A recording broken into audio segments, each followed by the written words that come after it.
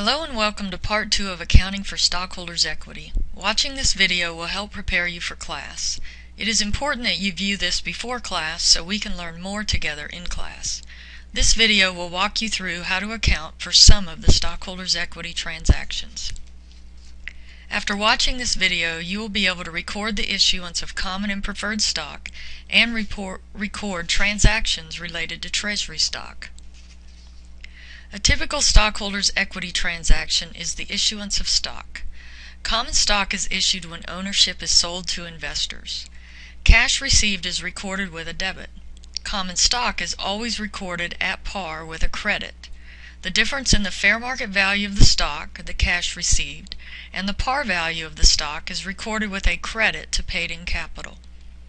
Paid-in capital is a plug to balance the journal entry. Costs related to issuing the stock are recorded as a reduction to paid-in capital. For example, a company that issues 50,000 shares of $1 par common stock will record $50,000 to common stock. Common stock is always recorded at par value. Cash received is recorded as a debit. The difference is recorded to paid-in capital common stock. Paid-in capital accounts must always be designated with the kind of stock it is associated with. Preferred stock is generally issued at par value and there is no difference to record to paid-in capital. The cash received and the preferred stock issued is recorded for the same amount at total par value. Take a moment and review this example.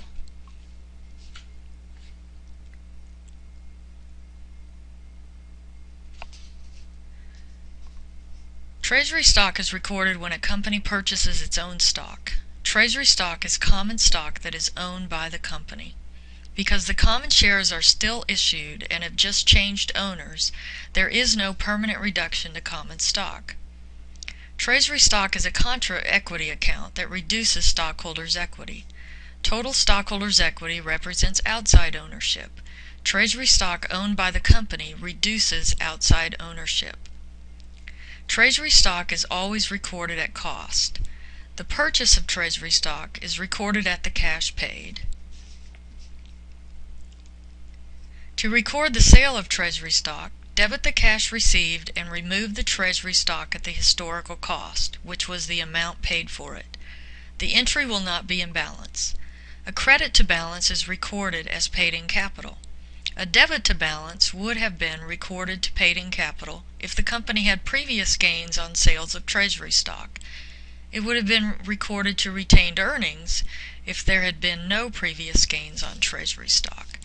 No gain or loss is recorded for transactions in a company's own stock. Gains are recorded as increases to paid-in capital, and losses are a reduction to paid-in capital or a reduction to retained earnings.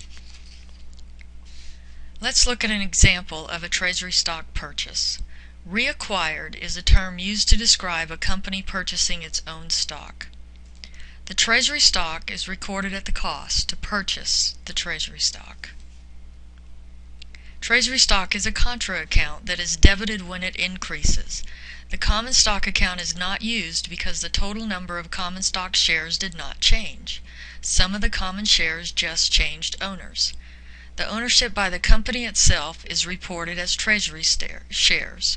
Treasury stock is always recorded at cost. Let's look at an example that illustrates how to record the sale of treasury stock.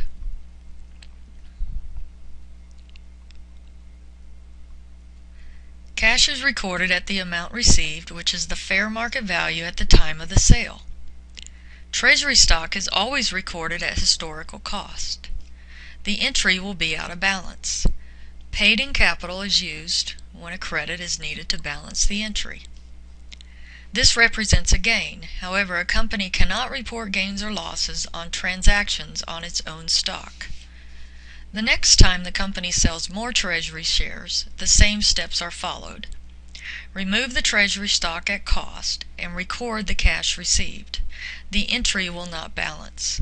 First, debit paid-in capital treasury stock up to the amount the company previously recorded. When more is needed, retained earnings is also debited.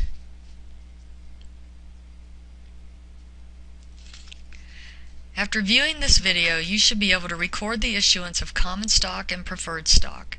You should also be able to record the purchase and sale of treasury stock. We will continue our discussion of accounting for stockholders' equity in the next video. Please fill in the blanks on the stockholders' equity pages in your course pack and work through the practice as you learn problems that are related to issuing stock and treasury stock transactions. Thank you for taking the time to be prepared for class. It is very much appreciated.